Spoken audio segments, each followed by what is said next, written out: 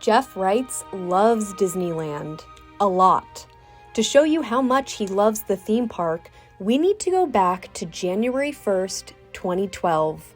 I was at Disneyland with friends, and we were joking around about a commercial that Disney ran when they announced the Leap Day 24-hour event, saying that they were going to be giving you an extra Disney day.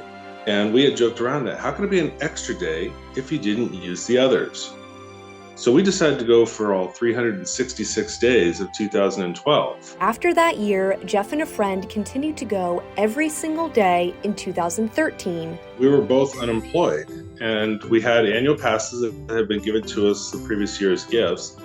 So we decided to use it as a positive. It got you out of bed and outside to get some fresh air, because it can be depressing when you're out of work. After 2 years, his friend stopped joining him, but Jeff kept going. And after 5 years, Jeff kept going. And after 8 years, Jeff kept going. Disney has always been something that's full of magic for a lot of people, and there's always been a lot of different ways to experience it. And, me going every day was just my way that I enjoyed going to Disneyland for that period. When he got a full-time job, Jeff had a lot to juggle, but fortunately, he lives nearby the park and would drive there each evening, practicing his photography, getting some steps in, or sometimes seeing attractions, like his favorite, Star Wars. March 14th, 2020 was the date of his 2,995th visit, and it was his last. Disneyland temporarily closed its doors due to the COVID-19 pandemic. His streak was over. I am outside the gate.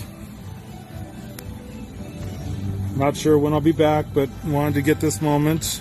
I was disappointed because it had been a lot of fun, and the idea of it coming to an end was a little sad.